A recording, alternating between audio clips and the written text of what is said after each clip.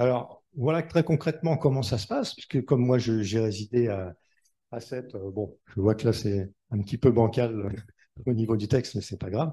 Résident à 7, je vous ai dit, j'ai déménagé 6 fois. Pourquoi est-ce que j'étais amené à déménager, même en étant propriétaire? Ben, voilà comment ça se passe. Moi, j'arrive, par exemple, en 2007, on va dire, j'achète un premier appartement. Euh, bon, je m'aperçois qu'il y a des travaux à faire dans cet appartement. Les gens font pression pour rénover la copropriété.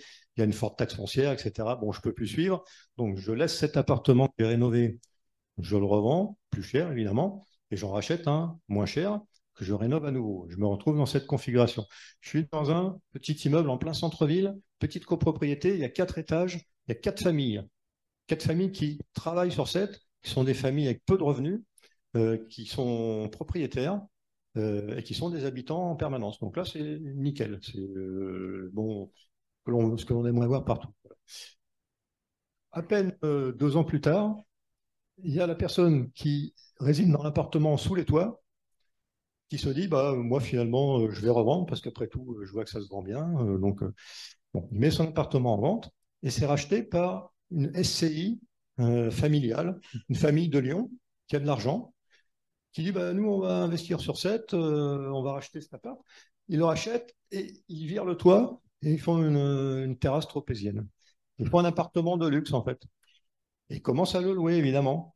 Mais discrètement, c'est-à-dire ils n'ont pas acheté pour louer. Ils viennent de temps en temps, puis de temps en temps, ils le louent. Voilà. Et qu'est-ce qu'ils font 2 ans plus tard? Ils vont voir le gars qui réside en dessous, qui savait qu'il voulait éventuellement se débarrasser de son appartement, et ils lui disent, bah, tiens, vous ne voudriez pas nous vendre votre appartement parce que nous, on aimerait bien faire un duplex, en fait.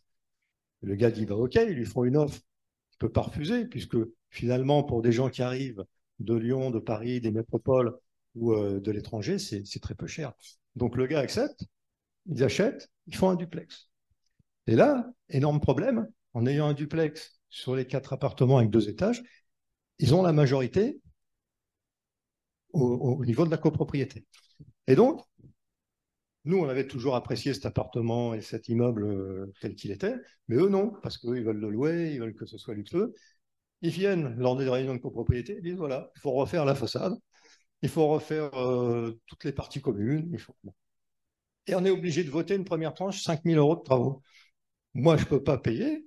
Les gens du rez-de-chaussée, qui étaient un couple de deux jeunes, ne peuvent pas payer. Ils vont voir leur banque qui prennent un emprunt. Moi, je dis j'en ai marre, je ne vais pas reprendre un emprunt.